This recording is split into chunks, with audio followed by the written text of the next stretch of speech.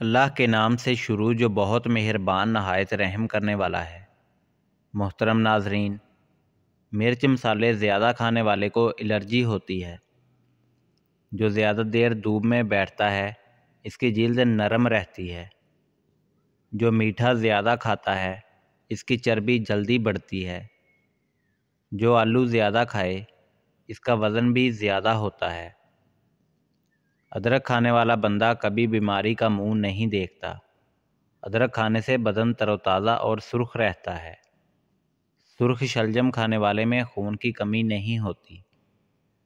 گنے کا رس پینے والے کا گلا کبھی خراب نہیں ہوتا۔ نمکین پانی پینے والے کا پیٹ خراب نہیں ہوتا۔ ناخن پر ہلدی لگایا کرو، ناخن بڑھیں گے نہیں۔ سر پر مولی کا رس لگائیے، بال سفید نہیں ہوں گے۔ چنبیلی کا تیل لگاؤ، کبھی سر میں خشکی نہیں ہوگی۔ انگور کھا لیا کرو، کالی کھانسی فوراً رک جائے گی۔ کلونجی کھانے سے بچھو کا زہر نہیں چڑھتا۔ بطخ کا سوپ پینے سے گلے میں خراش نہیں ہوتی۔ پیپل کا پتا مسلنے سے سانپ کا زہر ختم ہو جاتا ہے۔ انڈے کی سفیدی سر پر لگانے سے بال نہیں گرتے۔ چنے کی دال میں سونف ملا کر کھاؤ، جوان رہو گے۔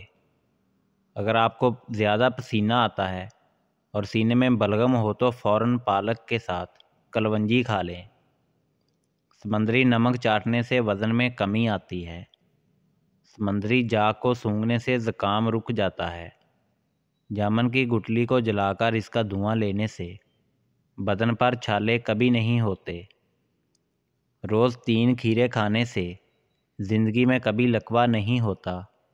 کالا زیرہ دودھ کے ساتھ کھانے سے زخم بھر جاتا ہے۔